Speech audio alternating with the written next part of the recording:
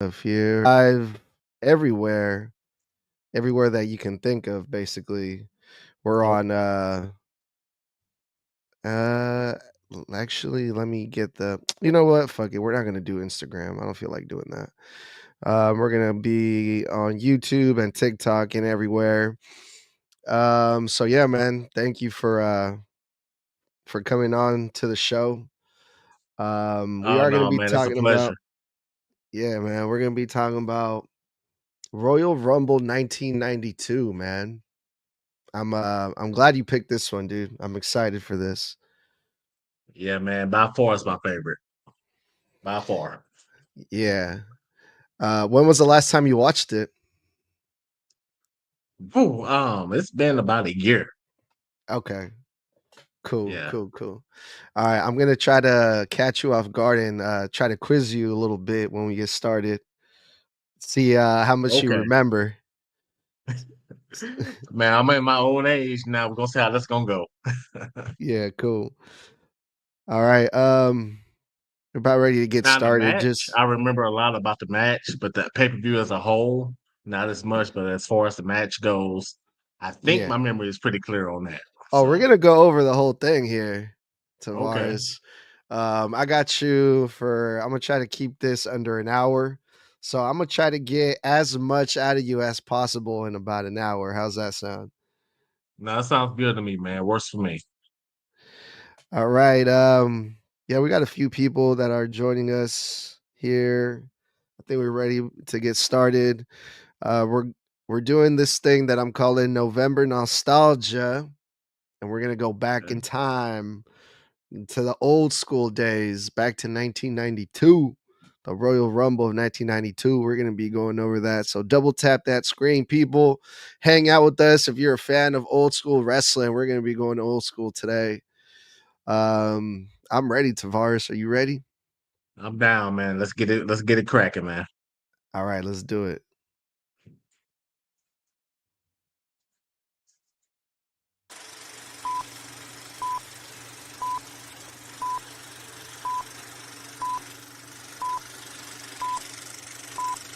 All of his stuff looked good, so probably too good because it was probably snug, but he was different in everything that he did. He locked up different. He locked up snug.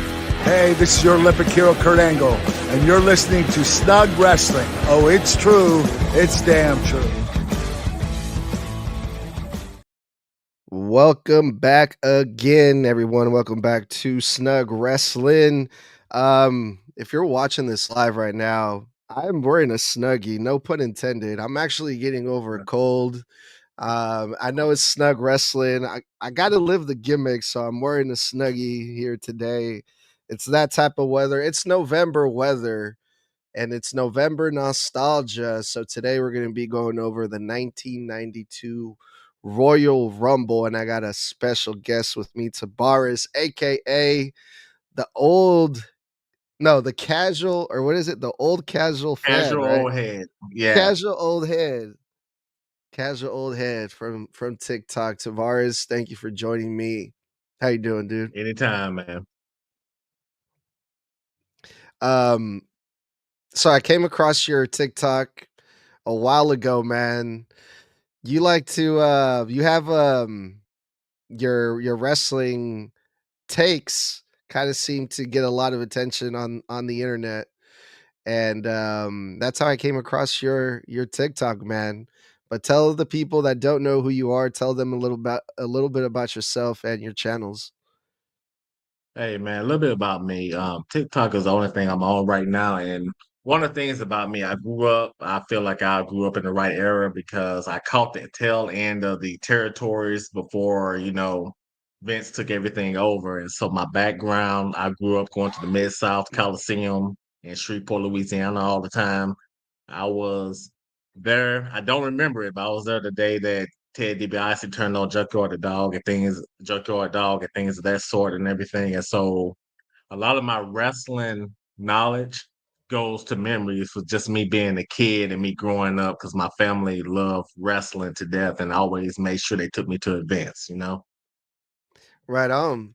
So when I reached out to you Well, that was one of the main reasons why I reached out to you, because when I was like, November nostalgia, old school wrestling, this guy would be perfect. So when I reached out to you, I was like, hey man, pick a pay-per-view, pick your favorite pay-per-view, your old school pay-per-view, so we can go over it, which one it's gonna be. And you said Royal Rumble 1992. My question to you is, why that specific Royal Rumble that you automatically decided to choose?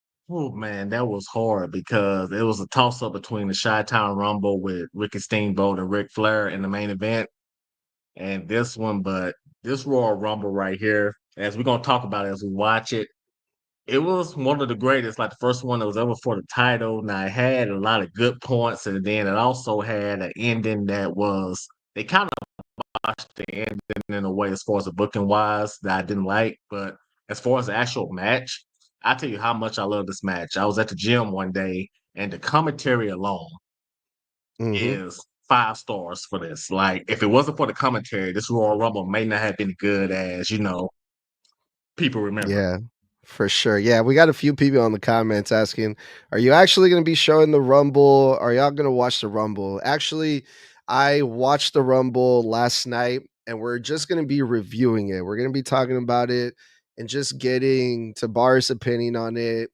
what he remembers from this PLE. But we're not actually going to be showing it, people. So don't get don't get too excited. We're just doing a review. But Right. either way, it's going to be fun. It's going to be fun to talk about it. It's going to be fun to go back in time and for Tabars to remember, from his eyes what he saw. And I want Right. to learn. And I want to learn from, you know, I have a lot of questions about this Royal Rumble because when I watched this for the first time last night, but when this came out, it was 1992. I was 1. I was born in 1991, so I only know from what I saw today. But I'm curious to hear about, go more in depth and go more into detail and break this show down. So, with that being said, you mentioned the commentary. Where the commentary booth was Gorilla Monsoon and Bobby the Brain Heenan. This 1992 Royal Rumble was in Albany, New York, and it was a week after the legendary split up of Shawn Michaels and Marty Jannetty. When Shawn Michaels betrayed Marty Jannetty, threw him through the glass. This Royal Rumble was a week after that, just to give you people a time frame of what where we were at this point in the WWE.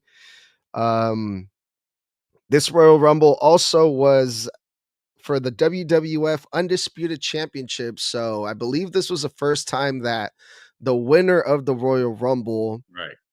wins the championship.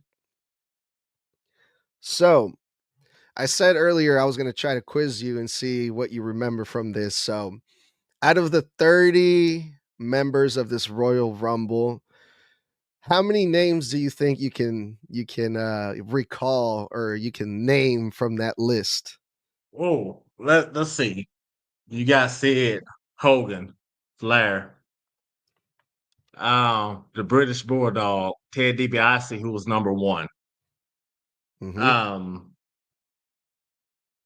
did we get the Undertaker in that one? I don't think so. Yes, we did. Um, we did get the Taker in that one. Okay, so Roddy Piper. Yeah.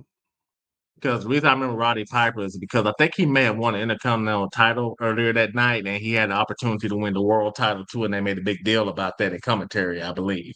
2 title shots in one night for Yeah. Roddy. And so then you had the Macho Man, and Yep. then I think that's the same pay-per-view in which the Ultimate Warrior, Macho Man, was that the Ultimate Warrior versus Sword of Slaughter in that pay-per-view?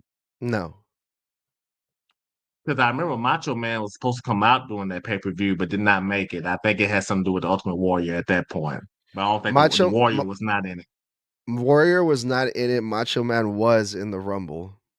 Number 21, I believe, because I don't think he made it out He wa past he the curtain. Yeah, he did. Macho Man was in the ring during the Rumble. Okay, so he made it. Okay, so I'm thinking the Yeah, year before then. yeah, Ooh, okay. So other than that, I think Shawn Michaels, yep. I want to say Demolition was in there, No demolition. but No, but you Barbarian and his partner at the time, Barbarian, and then I cannot think of his partner at the time. the Um, barbarian was in it, yeah. I don't Barbarian, remember who then his partner Warlord, is. the Yes, Warlord, the warlord was there too. the So you pretty Warlord was much in it. you named like the main ones, like the top guys in that time that were in this Royal Rumble. So I'm gonna go down the entire list just really quick. Okay, go ahead. The Barbarian, Rick Martel, the Berserker, Roddy Piper, Jim Duggan, Nasty Boy Sags, Repo Man, Sergeant Slaughter, Ric Flair. And by the way, he was announced as the alleged real world champion at that time. And I was going to ask you about that. Why would they announce him like that?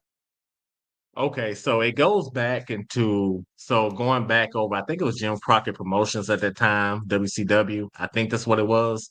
So what a lot of people don't know is when you had the world title, there was like a $10,000 deposit that you paid. And so when Flair jumped ship to WWE, WWF at the time, WCW never paid him back, or Jim Crockett Promotions never paid him back for the $10,000 deposit. So he took the belt with him, which he had every right to do. And so he came on WWF television with basically the WCW title, saying that he's the real world champion, the WCW/NWA title. And this was like a shoot then, right? Like this was like that's how they did things back in the day, or was that part of like the like the TV program or whatever? Oh no, that was a shoot because at that time Ric Flair hated WCW at the time. As a matter of Mm, fact, the after he won the Rumble, that promo they did backstage when he talking about with a twinkle in his eye, he talking about it's the greatest day of his life. He meant that okay. because WCW he felt had done him wrong at that Damn, time. that's so cool, man. Yeah. That's awesome. Okay, cool. All right, we had Hercules, Cornell Mustafa, which I'm pretty sure was an Iron Sheik. No, Kama Mustafa, that was actually the Godfather, I believe. No, Cornell Mustafa? Oh, Colonel Mustafa, that was Colonel actually Mustafa. Skandor Akbar. Okay. Macho Yeah. Man, Skinner, the British Bulldog, Ted DiBiase, Haku, Shawn Michaels, a Warlord, El Matador, Sid Justice, IRS, Nikolai Volkov, Texas Tornado, Kerry Von Erich, Virgil, The Undertaker, Big Boss Man, Greg the Hammer Valentine, Jimmy Snuka, and Hulk Hogan. Yeah, that was a lineup. Now going back, now IRS, that's what's the name's dad right there, Bray Bray Wyatt. Wyatt, yes. Yeah, Yeah, definitely. What a fucking lineup this is, man. This was stacked, dude. yeah. Everybody wanted that title, man. Everybody wanted it. And you said the commentary made this match even better, and it did. One of the lines that I remember vividly was Bobby Heenan saying, "The winner of this is becomes a millionaire." Plain and simple. These Right, 30 men are fighting for a chance to become the WWF Undisputed Champion, the most prestigious champion of all of sports entertainment, for a chance to become a millionaire. And I'm like, damn, that's what's up, man. man. This whole thing was great, and then Heenan had his ties to Ric Flair and Mr. Perfect, that whole faction they had, and when Heenan saw that Flair drew number 3, the way he looked and his disappointment and how fearful he was that Flair couldn't do it, it was perfect, man. Well, let's do it, man. The Royal Rumble was the main event, but we had a few good matches before the actual Royal Rumble itself that I want to go over first. Number one, the first match, there was a lot of tag team action in this whole Royal Rumble. We had 3 tag team matches. The first one was the Orient Express, and it was Tanaka and Kato, or was it the other guy? Can't remember. It was Kato, I think, the guy with the mask. I was about to call him the guy with the mask. Okay. All right. They went against Owen Hart and Jimmy Neidhart, the new foundation. And the Orient Express came out with manager Mr. Fuji. And man, this was a great opening tag team match. Neidhart, he's like the powerhouse in that tag team for the new foundation. Owen Hart was kind of Right. like the smaller, but even then, Owen Hart was considered like a smaller guy, but he was not small at all. He was a big dude. Yeah, he was 1990 small, but he was a big guy. Yeah. And even with his size, he was still doing a lot of high flying moves in this tag team action, which was like considered kind of like unorthodox in that time. And it was kind of crazy to see Owen Hart do things like that in this match. And yeah, they built this match so well. The heels, were doing all the cheating and all the heelish Right. things in this match. But at the end of the match, it did not work because the new foundation ended up getting the win and got a nice crowd reaction there at the end. What do you remember from this match, if anything? What did you think about it? Hey Edgar, talking about that match and everything, I know you said that it wasn't exactly the norm to have that type of athleticism on the top rope, but I think that's one of the misconceptions about the early 90s and 80s wrestling. Like Owen Hart, like if you ever get the chance, the greatest debut I ever seen in my life. Well, I wasn't alive to see it, but when I saw the tape was Tiger Mask versus not Davey Boy Smith, but the British Bulldog. What is his name? I'm losing my mind here. Yeah, yeah, Um, yeah. It was. I think it is. the British, Uh, I forgot his name, no, but if you go back and look at Tiger Mask and Madison Square Garden, I think it was in like the early 80s, you'll see like the high fly stuff has always been there. But as far as that mhm. match goes, and in 92, I was a kid, I had to be like 8 or 9 years old. And so I remember the match as far as how great of a match it was. I do not remember, but I just remembered I was so glad that the New Heart Foundation won because I Shout out hated to Mr. Fuji as a kid. Randall Rudell said Dynamite Kid. Thank you so much for that. Sorry to interrupt. Go ahead. So No, you good. Mr. Fuji, you had heat with Mr. Fuji. Yeah. Because the whole Orient Express, and by the way, that name would not fly in 2024 at all. But Yeah, I was gonna say yeah, that was a there's horrible a name, but there's a lot of things. Bobby the Brain Heenan said a lot of things in that during that show that would not slide. Um, it was during the Rumble also, and Tito Santana. Uh, I think it was someone was beating up on Tito Santana, someone a lot bigger than him. And Bobby Heenan was like, "Oh, he's gonna turn Tito into guacamole." And I was like, "Oh yeah, fuck." like definitely not politically correct. Definitely not at all. Yeah, But I do remember enjoying that match though. yeah, for sure. And then he tried to save it with what his tights are green. That's why I said it. Yeah, okay. Yeah, Funny he's actually stuff though. called Tito Chico Santana one time. I never forget that. Like very questionable commentary going on there. Hey, but Bobby the Brain, man, one of the best heel commentators ever. So he can Oh get yeah, away with definitely. it. All right. Any closing thoughts or anything else you want to add about the opening match? No, like I told you, like thinking about this opening match is just not coming back to me. Like the Royal Rumble, I remember it like it was yesterday. But it's a good trip down memory lane hearing about the matches that opened up the show. It is, dude. It is, man. I'm so glad that we're doing this. I'm glad you picked this pay-per-view because the match number 2, I'm going to need you to help me out understand a lot of this because the second match of those 1992 Royal Rumble, shout out to Randall Rudell official says Strike Force was underrated tag team. Do you remember the Strike Force? I do not remember the Strike Force. Neither do I. Who did they consist of, Randall? I cannot see the chat. Yeah, these are TikTok comments. You can't see the TikTok comments, but I think you're able to see the StreamYard comments.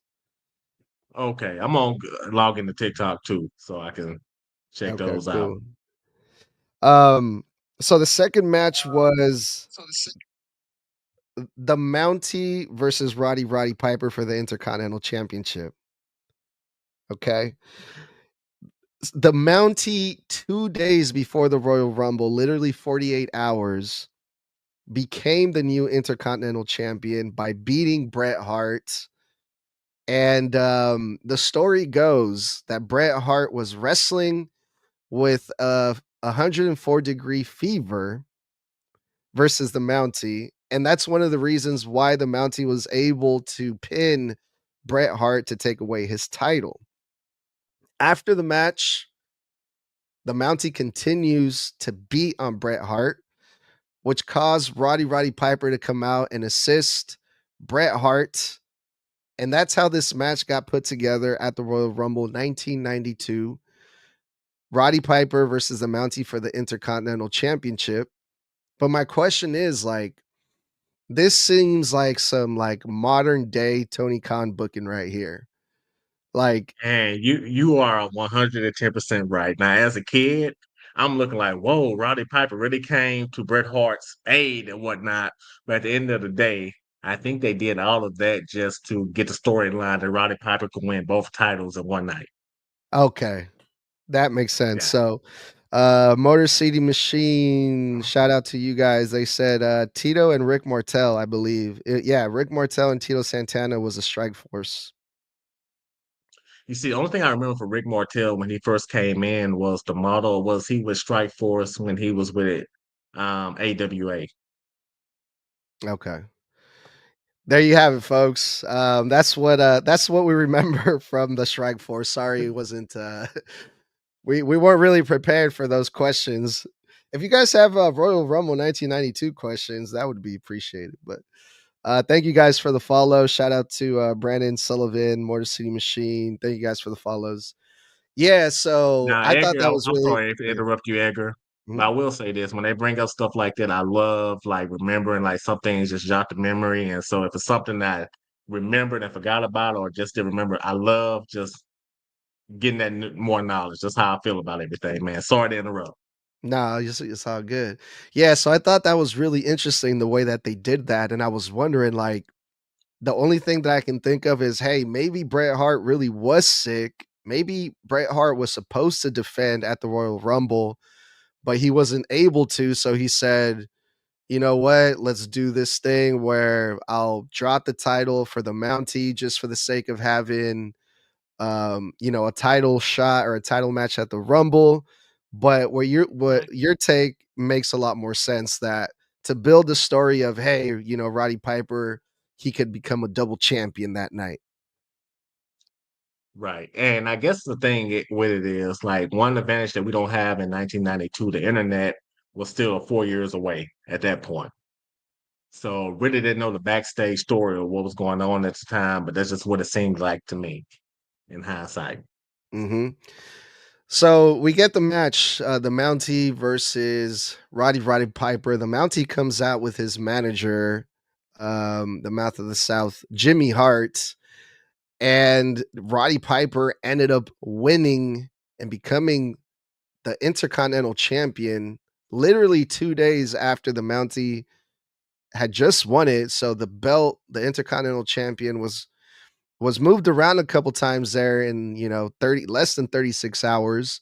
Right. And now we have this story. Roddy Piper is also going to be a part of the Royal Rumble in the main event, has the opportunity to become the WWF Undisputed Champion. And even I believed it. I knew the outcome of the Royal Rumble when I was watching this, but even I could believe, like, Roddy Piper, he's on fire. He's coming off this win versus the Mountie. He's on cloud nine. He's going to pull it off. He's going to become double Right. champion. Mhm. No, I definitely believed it then. Definitely believed it. All right. That was match number 2. And we're getting closer to the main event. We're getting closer to the Royal Rumble. But first, oh boy, match number 3. We had another tag team match here. And I still can't believe, like, this is another thing that would not slide, especially in a Royal Rumble nowadays, because there was a lot of silliness in this third match, a lot of goofiness here. Do you remember or what match I'm talking about before we get into it? So you say the third match? Yeah. Trying to think about who Think was about it? silly, goofy nonsense like kid The Bushwhackers. the Bushwhackers versus the Beverly Brothers. Oh man, Exactly. yeah. Say Oh it. Go ahead, man. Tell me how you really feel about this match. man, like I said, the match, it was like any other Bushwhacker match. Like everything was just so off the wall, crazy and everything. But anytime I see a Bushwhackers match from the early '90s, I think about when they were the Sheep Herders before they got to WWF. They were Mm, one of the most violent tag teams ever in the history of professional wrestling. But when mhm. Vince bought them out, I understand it. You don't want to take as many bumps or blade every single match, and Yeah. Vince is offering you money to just work a safer style and everything. I get it. But yeah, I remember watching them and knowing where they came from. And I don't even remember who won the match, but it was one of those things to where it was like, yeah, I seen you guys fighting world class championship wrestling and things like that. And this is not the same tag team I saw. Yeah. Shout out to Randall again, who's in the comments, said this was a squash match. Thanks for your comment, Randall. But it actually wasn't a squash match. It was a really competitive tag team match. And I gotta give it to the Beverly Brothers, man. They were over as funny and goofy and silly their gimmick was. People were cheering for them. They really They liked were. them. They were walking around licking kids' faces in the crowd. I thought that was really weird. And the Beverly Brothers, they came out. Well, both of these teams came out with managers. The Beverly Brothers came out with the Genius, who was dressed in like a graduation outfit. I don't know how else to call it.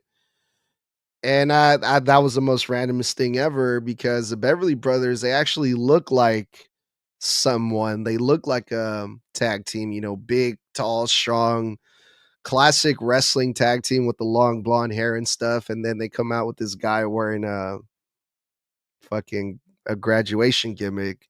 What do you remember of them? Do you remember anything about that guy, the Genius? Oh, the Genius? Yes, I do. Actually, if you close your eyes and you listen to Cody Rhodes give a promo, they sound almost identical. No, you They do. didn't. Oh no. Oh Do god, that when you no. get a chance, man. I'm gonna okay. Now I'm just gonna have that image of that guy with the graduation cap every time Cody speaks. Ah, damn it. Okay. Now, now I know you said the guy with the graduation cap, but one thing that I also got to remember, Lanny Poffo was his name, and he was actually the brother of the Macho Man. That's Lanny Poffo? Yes, that's him, the Holy Genius. shit. I did not know that. I did Yeah, not put two and two together. But now yeah. that I think about it, I can see the resemblance. Okay, well And my respects to him then, because he was a great wrestler too, wasn't he? yeah, he was a great wrestler and actually ran a territory, I want to say, in Florida back in the day. And the thing about the Genius and the Beverly Brothers, you mentioned how they look like they were normal wrestlers compared to the Bushwhackers. One Mhm. thing that old school wrestling did altogether, as silly as WWF was at that time, like whenever you put two teams together or two wrestlers together that are so opposite of each other, it automatically makes people invested and make them want to cheer for one or the other because they're so opposite and represent two different things, you Yeah. know? Yeah, most definitely. And I think that's why the Bushwhackers were over in this match because they were the complete opposite of the Beverly Brothers. Right. Um so okay. So now I take back all the mean things I was thinking about the Genius, the manager of the Beverly Brothers, but A bad gimmick is a bad gimmick, man, no matter who yeah, has it. So I get it. uh Motor City Machine Gun on the comments says any helped run ICW with his dad. Uh, Okay. Lenny. I said Yeah, Lenny, yeah. yeah, okay. All right. Now I want to ask you about the manager that came out with the Bushwhackers. This guy was I believe his name was Jameson. and he was a funny looking dude. And when he was out there, he was chewing on his tie. And I'm pretty sure at one point he was eating a raw potato at ringside. And he was like He blowing his was nose. Uh-huh. Yeah. he was a precursor to Eugene. That's all I can say about that. Okay, yeah. He had a big role in this match too. Lenny Poffo ended up slapping Jameson during the match, and then the Bushwhackers ended up no, actually the Beverly Brothers won this one. They won this match, but the Bushwhackers, they got the last laugh as they got Lenny Poffo in the ring, or the Genius as they call him, Right. and they held down Lenny Poffo so Jameson can give him a couple kicks to the shin. But yeah, a lot of silliness in this Yeah. match, but for that time, the people were loving it.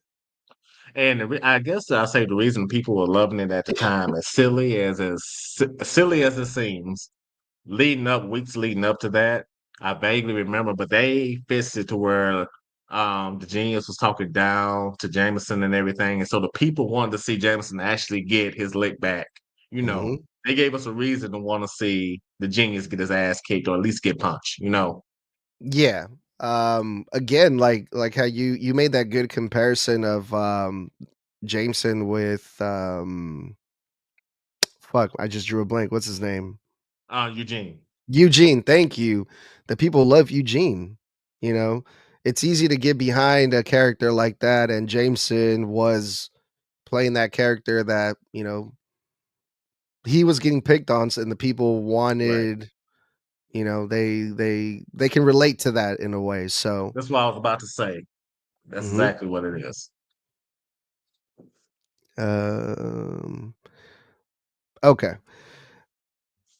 So we had the Bushwhackers. They won that match. That was the third match of the Royal Rumble, and we had one more tag team match before the Royal Rumble. It was a tag team championship match, and it was a Legion of Doom versus the Natural Disaster, Earthquake, and Typhoon. Also being accompanied to the ring by their manager, Jimmy Hart. So Jimmy Hart was managing two matches this night. The Legion of Doom, Hawk and Animal were the tag team champions at the time. And we had four big ass dudes in this hard Right. hitting tag team match. Um, the Natural Disaster had the obvious weight advantage. They were announced as a combined weight of 850 pounds.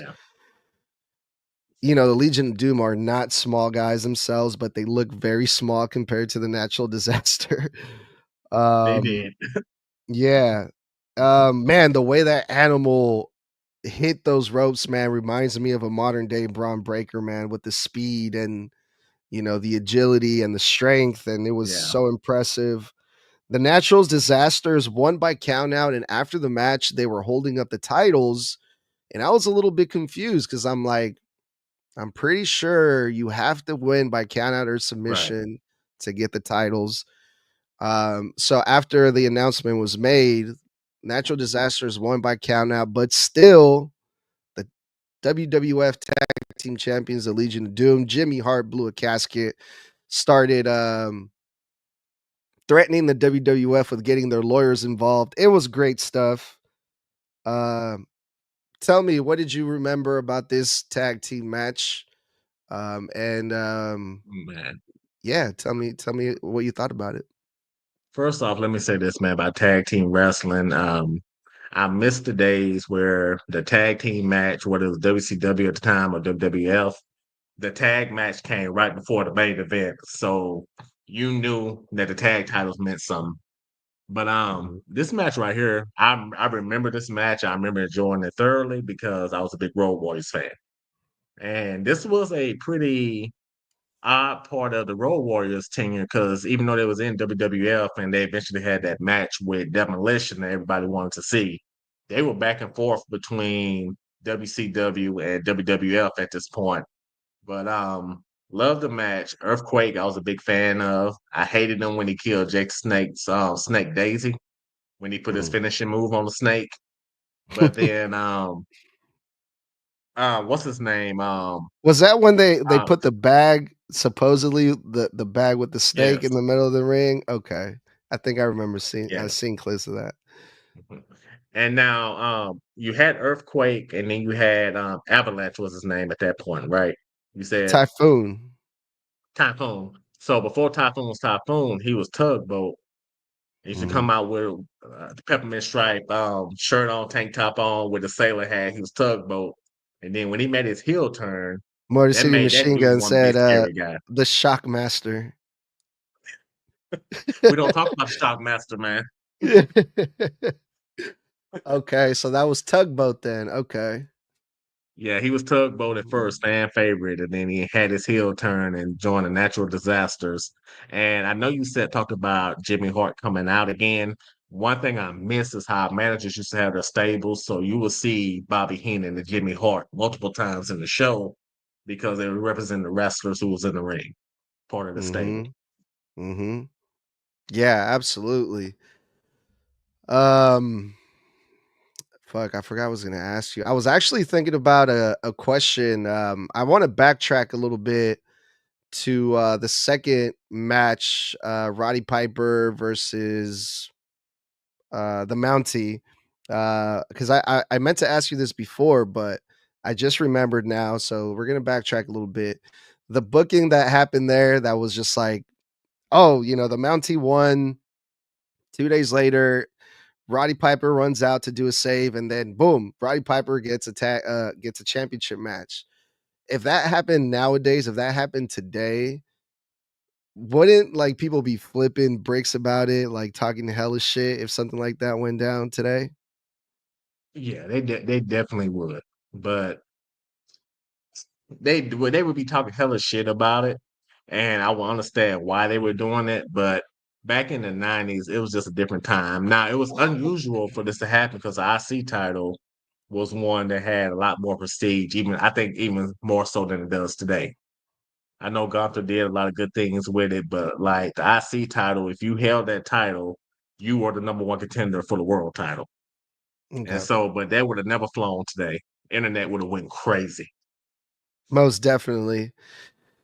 Which takes us to the main events, match number 5 of the 1992 Royal Rumble. We went down the star-studded list of this, Royal Yes. Rumble, and, Ric Flair drew number 3 for this Royal Rumble, and, the first 2 was, the $1 Million Man, Ted DiBiase, and the British Bulldog, if I'm not mistaken, right? Yeah. Okay.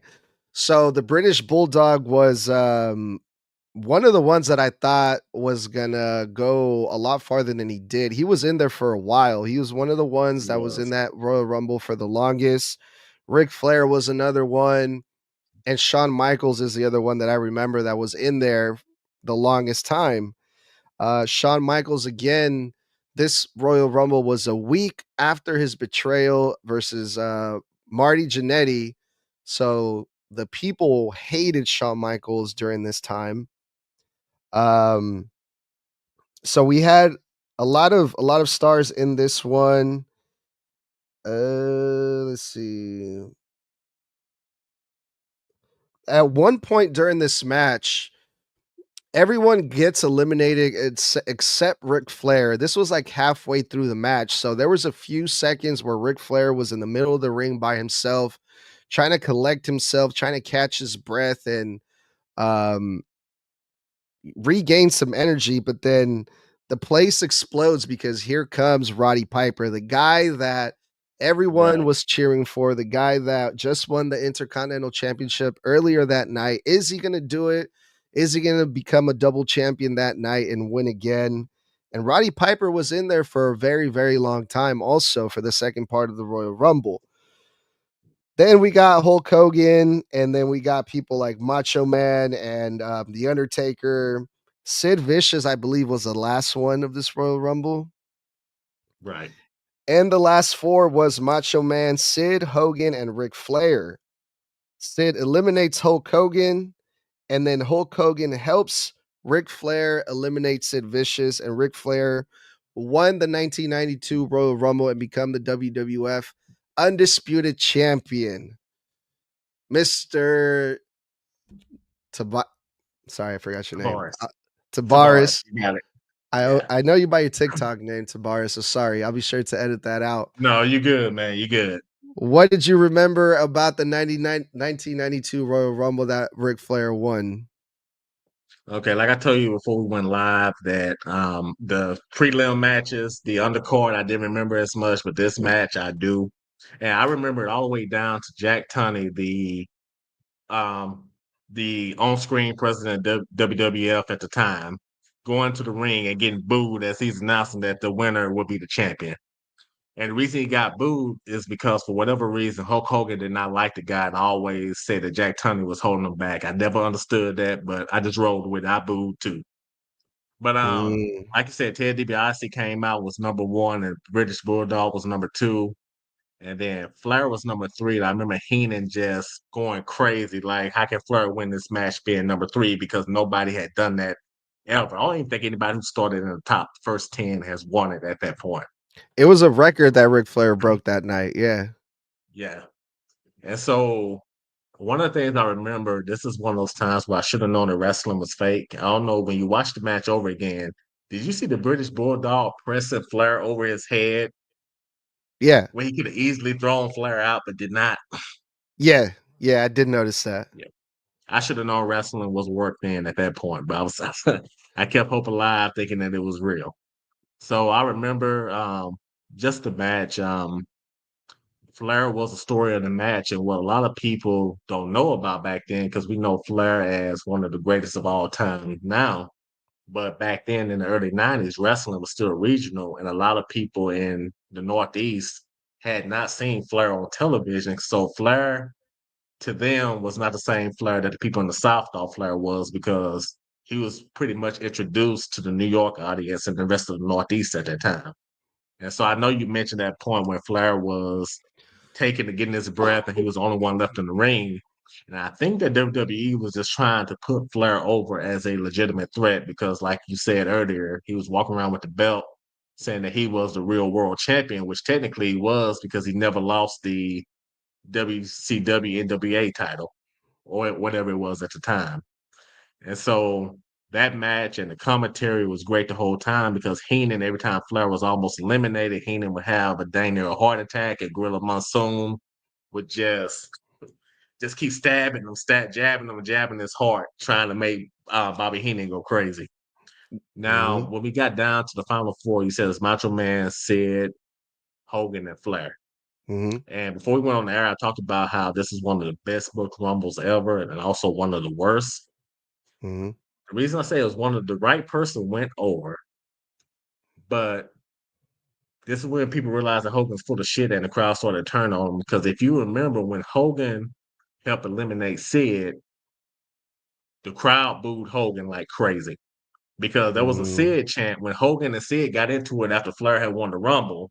The crowd had a very audible Sid chant going on because they was tired of Hogan's shit. And I don't excuse my language, and I don't Are understand you why good? Hogan thought that would be a good idea that people would cheer for him after eliminating Sid, and they were tag team partners at the time.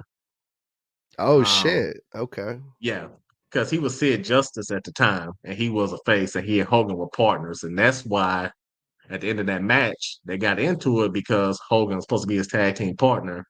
And what it looked like to the crowd and to me is that Hogan was being a crybaby, that he got eliminated fair and square by Sid in a every man for themselves match. And he started crying about it and pulled Sid out the ring. Yep. And then after that match, Flair had that whole great post match promo that he cut to where he was talking about with a tear in my eye, this is the greatest day of my life. And he meant that because he was so sick of WCW and Jim Crockett promotions. Mm-hmm. Well, one of the biggest travesties in that, in my opinion, was they should have saved the Hogan and Sid stuff for later and let Ric Flair have that moment in the ring, because it kind of put Ric Flair winning the Royal Rumble on the back burner which kind of hurt them going along when they wanted to do the Ric Flair versus Hogan match at WrestleMania, but then people really didn't know Flair that well, and they didn't do enough to put him over that night, and that match never went through from that point. You know, Yeah. Yeah, most definitely. We got a comment on here by Motor City Machine. Didn't Bulldog win the Rumble in London like a month before? I was going to bring that up. Yes, he did, and that's why they thought he had a good chance to win this one. They had two Rumbles the same year? Not a Rumble, more of a Battle Royal. Battle Royal. Okay. Yeah, Yeah, so thank you for your comment, Motor City Machine. So yeah, after the match, we saw Hulk Hogan and Sid Vicious had like a little standoff. Pat Patterson, some of the referees, and some of the people backstage ran to the ring to try to break up Hulk Hogan and Sid Vicious, which um I'm pretty sure to me it looked like they're trying to start a feud between Hogan and Sid instead of what, like you said, what they should have done was give Ric Flair his spotlight. right. Because he definitely needed it at that point. Because, like I said, the new wrestling was still regional, and the New York crowd hadn't really seen him on television. They may have heard of him, but like this was that moment. But they chose to go with Sid and Hogan, which is really not a big draw when you really think about it compared to what Ric Flair and Hulk Hogan could have been. Man, Sid Vicious, man, Justice at the time, dude is towering over Hulk Hogan. Like Hulk Hogan, he Yeah. is like the biggest star in the WWF at that time, but man, Sid Vicious is a fucking monster, dude. So I can see why people were kind of pulling for Sid Justice in that situation versus Hogan. Yeah, because you got to remember at that time, that's when Hogan was starting to lose his grip on being a big major baby face. Like the people were starting to get tired of him at that point because you remember just a few years later, a couple years later, he ended up going to WCW. Mm, yeah, right on. Yeah, man. Ah, man, that was crazy. I think the year after that, the Rumble after that, 1993, is the one that happened here in my hometown, here in Sacramento, California. And for a second, when you said, "Oh, 1992," I'm like, "Holy shit! I think that's the one from here." And I'm like, or was it 1991? Fuck, I can't remember. It was Let me like see. 1991 or I'm looking it up 1993. right now. Yeah, it Let me was see. 1991 or 1993 that was here in Sac. No, it was 93. It was 93. That was a sack. Okay, 93. Yeah, when I found that out, I'm like, "Oh, man, I need to watch that." The Arco Arena. I have a lot of memories in the Arco Arena. So I'm like, "Fuck, I can't believe they were here." I was 2 years old. That's crazy to think about, man. It's crazy to think about. Yeah. But yeah, dude, thank you for picking the Royal Rumble 1992, man. Yeah, that is my match, man. And can I add something about Ric Flair versus Hulk Hogan? Please, yeah. Yeah. So, I said that they never were able, they had it planned to do it in WWF, but never were able to do it because they didn't have the traction, do the house show numbers when they tried to, the match didn't do well on house shows. Well, fast forward to WCW a few years later, Yep. they were going to have the match sooner rather than later, but the crowd kept cheering for Ric Flair in WCW. And that's Mhm. what made them wait so long to have that match. And then that's a problem. That's been a problem with Hulk Hogan because he was supposed to fight Jake the Snake in WWF, Mhm. but the people kept cheering for Jake the Snake Roberts. And that's why they never had that match because the crowd at the house shows would get behind Jake and they didn't want that at the time. Yeah, they wanted Vince wanted, his Hogan to have his moment. Right.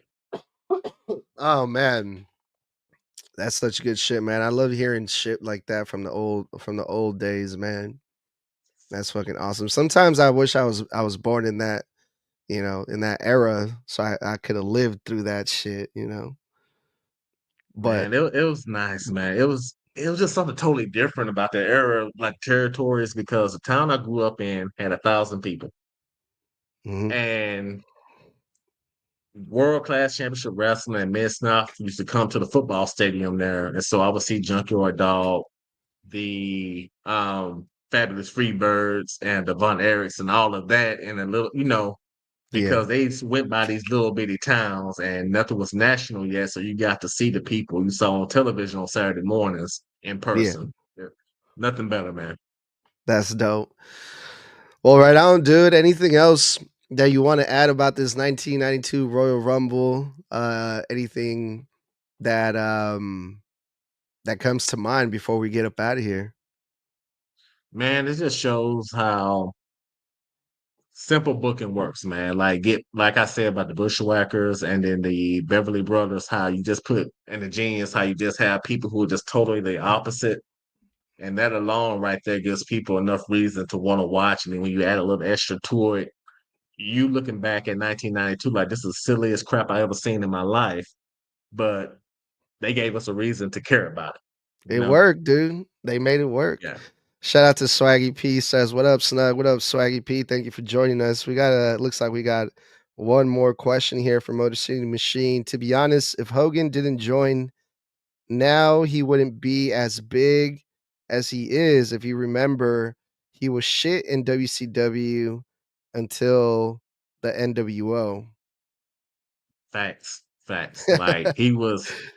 Like he came to WCW a lot smaller because of steroid trial and everything. He was like half the size, well, half the muscle when he got to WCW, and it wasn't the same. And then NWO, like Motor City said, saved his career because Hogan was getting booed at WCW too He was until going then. downhill. He was going Yeah, downhill, huh? God, man. Good times, good times. Well, shit, man. That was dope, man. Thank you so much for taking us back in time and reliving this 1992 Royal Rumble. I hope you had as much fun as I did going over this thing. The fucking of hour flew course, by man. so quick. It did. Uh, yeah, man. Before we get out of here, tell the people where they can find you. Hey, right now you can find me on TikTok before I spanned out. I've been busy lately, like nothing bad busy, just been kids and band and football and things of that sort. And so now I'm getting ready to get back to this full time. So right now TikTok and I'll spanned out and let everybody know from there. But you have me on here again, man. We gotta do the Chi-Town Rumble 89 from WCW, man. Oh, dude, I'm gonna take you up on that. You already know. I will definitely take you up on that. I'll DM you. All right, do that, man. Right on. Thank you guys so much. My name is Edgar. I'm the host of Snug Wrestling. Thank you guys for the comments, for hanging out with us, and we will talk very, very soon. Peace. Y'all have a great one.